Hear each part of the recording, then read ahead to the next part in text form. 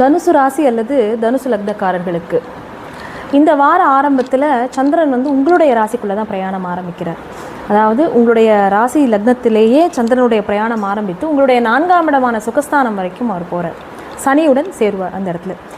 அதே நேரத்தில் சனி பகவானும் வக்ரத்திலிருந்து நிவர்த்தி ஆவார். இந்த வாரத்தினுடைய இறுதியான அந்த 29ஆம் தேதி வக்ர நிவர்த்தி ஆகிறார்.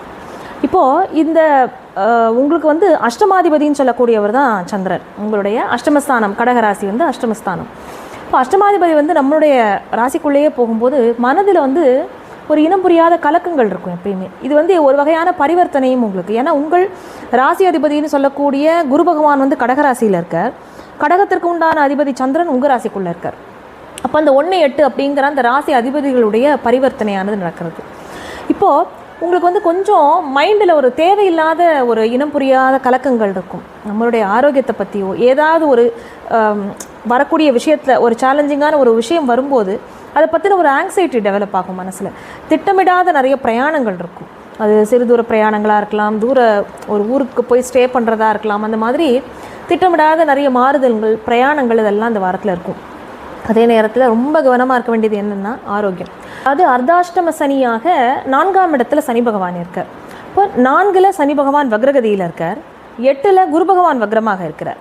அதே நேரத்தில் உங்களுடைய 12ஆம் இடமான விருச்சிகத்தில் செவ்வாய் நல்ல ஆட்சியோடு உட்காந்துருக்கார். அங்கே கூடவே புத பகவானும் இருக்கிறார், வக்ரகதியில் இருப்பார். அப்புறம் தான் அவர் துலாம் ராசிக்கு மாறுறார்.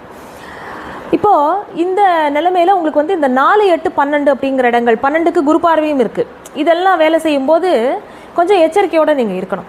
நிறைய எதிர்பாராத மாற்றங்கள் இருக்கும், அதன் மூலமாக லாபங்களும் இருக்கும். ஆனால் ஆரோக்கியத்தில் கொஞ்சம் கவனம் இருக்கணும், ட்ராவலில் கொஞ்சம் கவனமாக இருக்கணும். ஒரு சொத்து சேர்க்கை அப்படிங்கிறது இழுபறியாக ஜவ்வு மிட்டாய் மாதிரி இழுத்துண்டே போன விஷயம் எல்லாம் சூப்பராக முடிவாயிடும். ஏற்கனவே பார்த்து நீங்கள் முடிவு பண்ணலாங்கிற நிலைமைக்கு வரைக்கும் போன ஒரு ப்ராப்பர்ட்டியவோ இல்லைனா ஒரு வெஹிக்கிளையோ அந்த மாதிரி ஸ்திர சொத்துக்கள் சம்மந்தமான ஏற்கனவே எடுத்து நம்ம அதை செய்வோமா வேண்டாமா அப்படின்னு பண்ணின விஷயங்கள் எல்லாம் இப்போ முடிவுக்கு வரும். ஒரு சொத்தை விற்கிறதா இருக்கலாம்.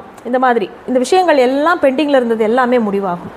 இந்த 4, 8, 12ங்கிறதெல்லாம் எப்படின்னா உங்களுக்கு ஏன்னா உங்களுடைய ராசி லக்னத்திற்கு 2ஆம் இடத்துலையும் குரு பார்வைப்படுறது. இப்போ வருமானத்திற்கு உண்டான வழிகளை எல்லாம் அவர் நல்லா கொடுப்பார். ஆனால் அதே நேரத்தில் அலைச்சலுடன் கூடிய ஒரு வருமானமாகத்தான் அது இருக்கும்.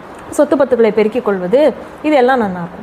படிப்பு நல்லாயிருக்கும். விடுபட்ட பாடங்களை எடுத்து படித்து ஏதாவது ஒரு பேப்பர் நான் இப்போ திருப்பி எழுதணும், அதை எனக்கு வேறு வழி இல்லைங்கிற மாதிரிலாம் இருந்ததுன்னா இப்போ நல்லபடியாக நீங்கள் அதை எழுதி பாஸ் பண்ணக்கூடிய வாய்ப்புகள்லாம் இருக்குது.